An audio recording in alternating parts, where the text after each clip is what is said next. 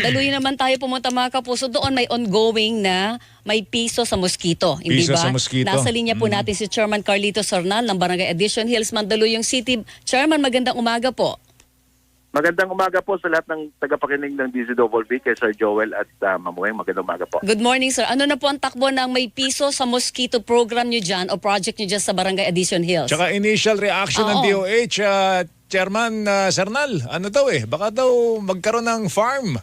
Oo, baka Mosquito mag-farm para maibenta sa inyo. Sige nga po, Sa ngayon, opo. nakakatatlong araw na po kami ngayon. Medyo marami naman din na nag-turnover. Kaya lang, karamihan mga kitikiti. Mhm. At galing doon sa mga drum nila at kung saan-saan pang mga bote.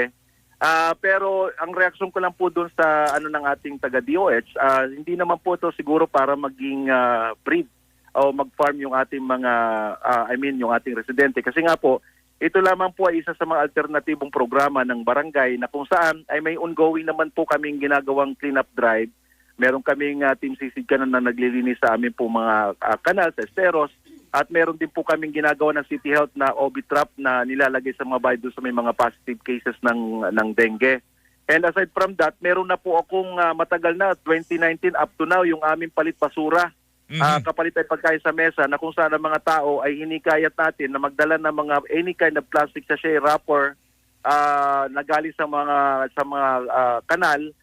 Kapalit po ay pagkain sa mesa, bigas, gulay, dilata at kung ano-ano pa.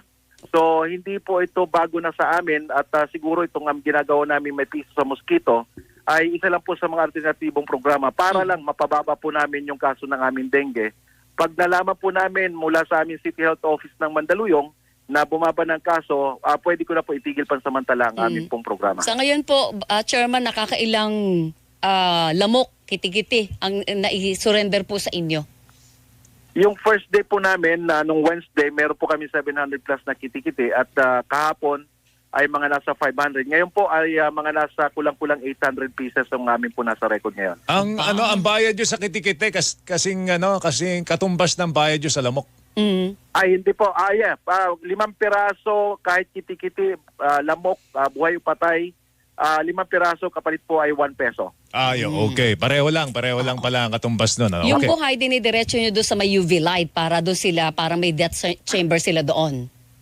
Yung sa UV light, ito po yung may mga nahuhuli kaming lamok na mga buhay. Oo. Kaya namin pinapasok doon sa aming aquarium na nilagyan namin ng UV light para doon po sila kusang mamatay pag lumipad sila, tumama sila doon sa UV light natin. Pero yung ating mga kitikiti po ay dalawa pong option namin.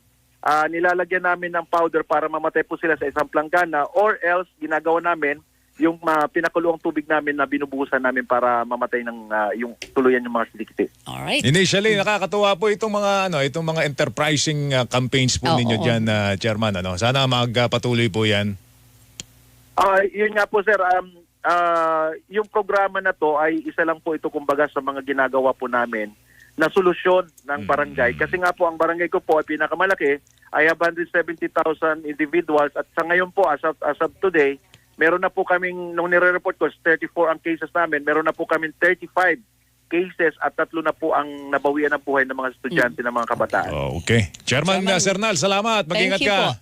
Thank you. Maraming salamat po at magandang umaga sa lahat. Magandang Good morning, umaga, sir. si Chairman Carlito Sernal, Barangay Addition Hills, Lungsod na Mandaluyong.